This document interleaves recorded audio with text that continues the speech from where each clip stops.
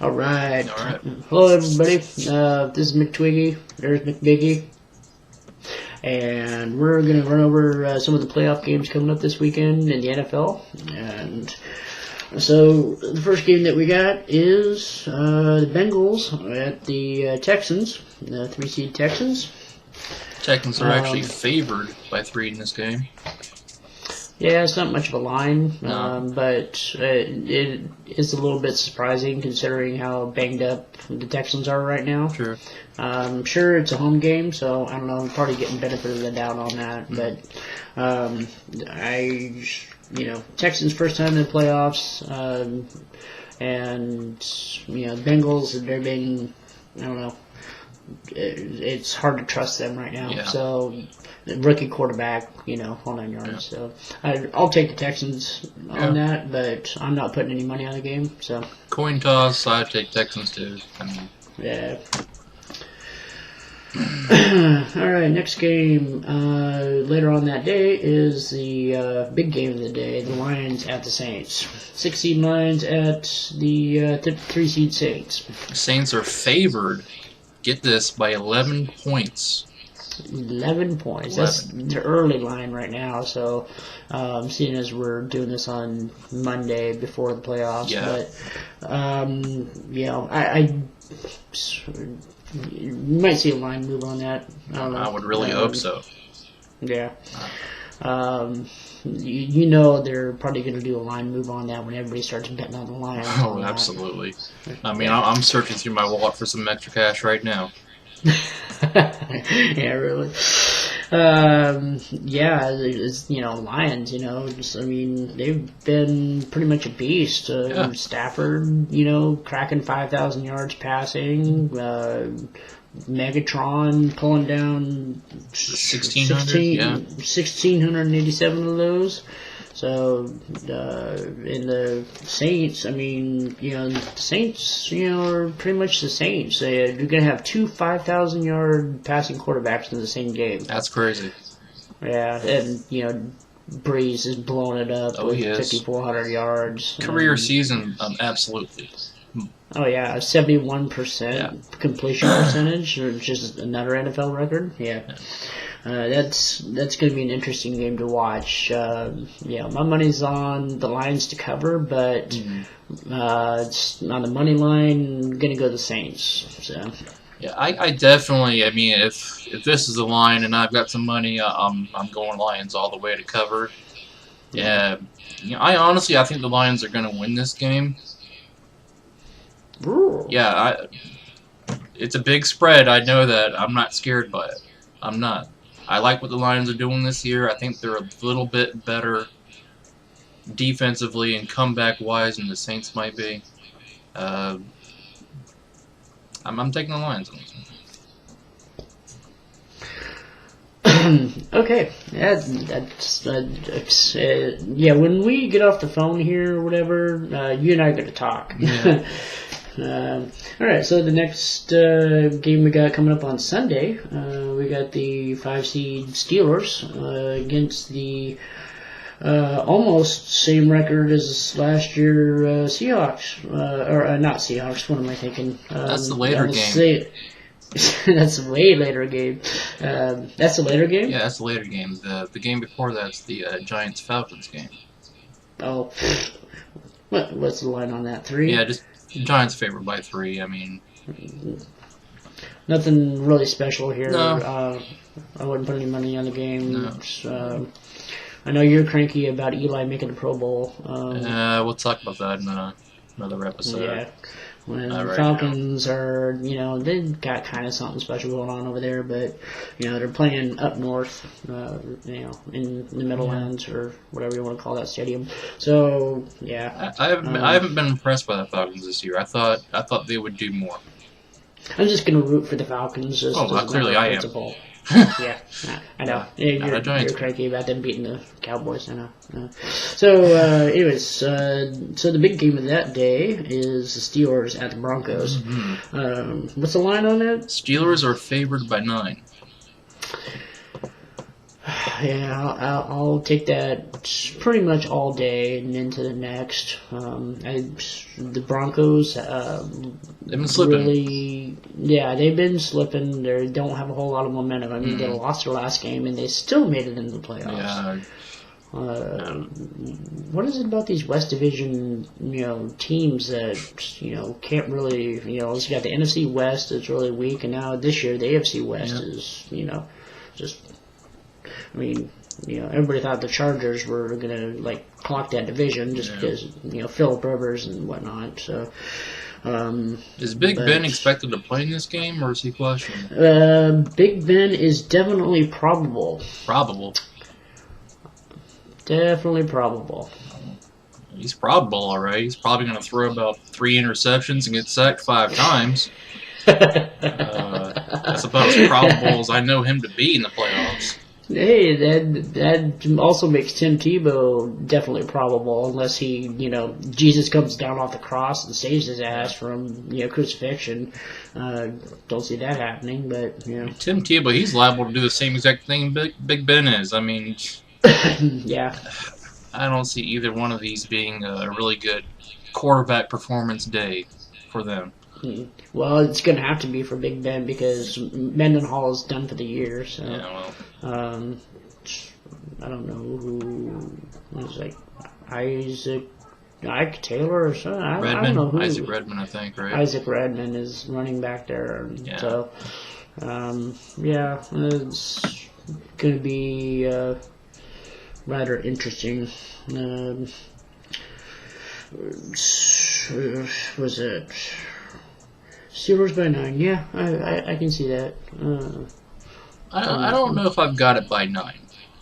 Maybe 6 or 7, I'd say, will be the final winning score for the Steelers. I think 9's a bit too much considering. Yeah, we're talking Steelers defense here too. Yeah, but Steelers defense hasn't been Steelers defense. They just haven't. I don't know. With a 12-4 record, I think it has. I mean, most of that was early on though, where they were slipping. But yeah, I don't have a lot of faith on them, especially when Big Ben's quarterbacking. I haven't heard any, thing really spectacular, coming out of Pittsburgh as far as, glaring stats that, media's fawning over or whatever. So, yeah, it's going to be a, good ass whooping to watch. So,